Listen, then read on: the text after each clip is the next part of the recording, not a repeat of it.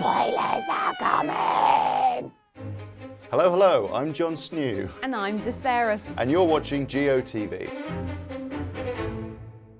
Coming up this week, death, death, and yes, more death as the Greyjoy family feud ignites on the high seas. Dany's message to Jon does not go down well in Winterfell. Cersei Lannister is fake news. Sad. And Sam Tarly tackles some pretty tough grayscale.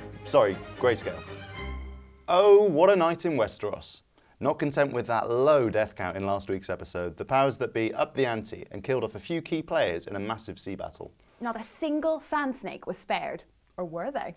Yeah, I mean, I'm kind of losing count for sand snakes, but we can get to that in a minute.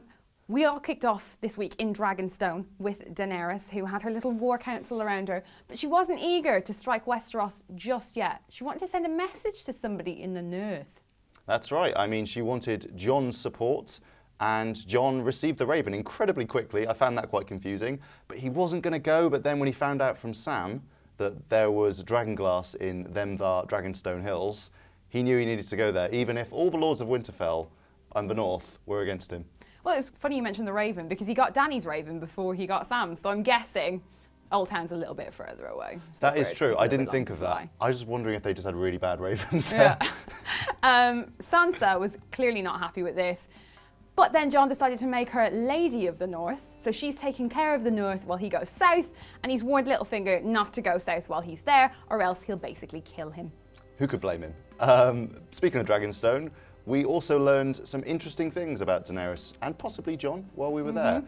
We got a visit from Melisandre back from her exile, and she was basically laying down on Dany the prophecy, the big prophecy that's behind Game of Thrones, of the prince that was promised.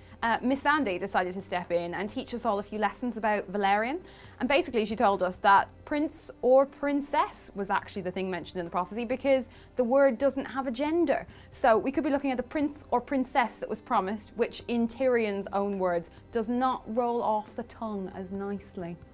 However, what did roll off Cersei's tongue pretty nicely, smoothly done there, was a bit of intense propaganda against Dany, which was basically her equivalent of fake news, I suppose.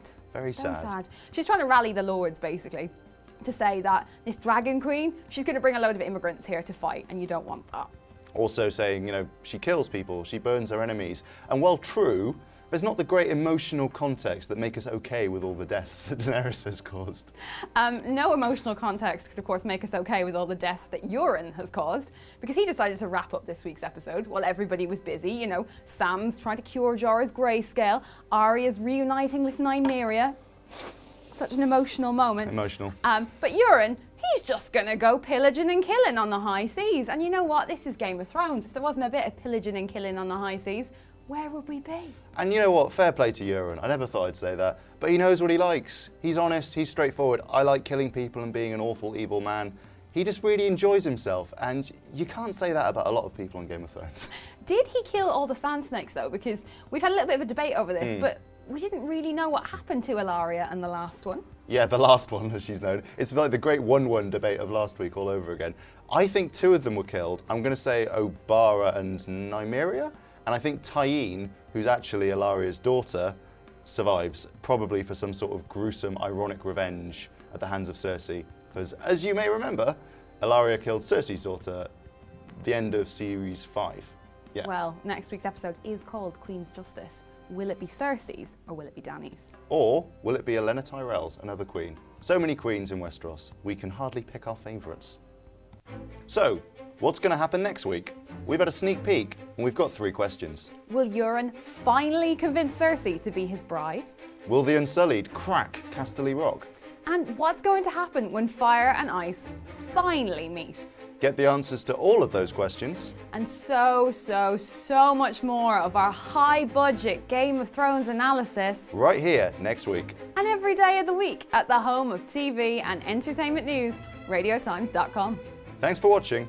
Bye.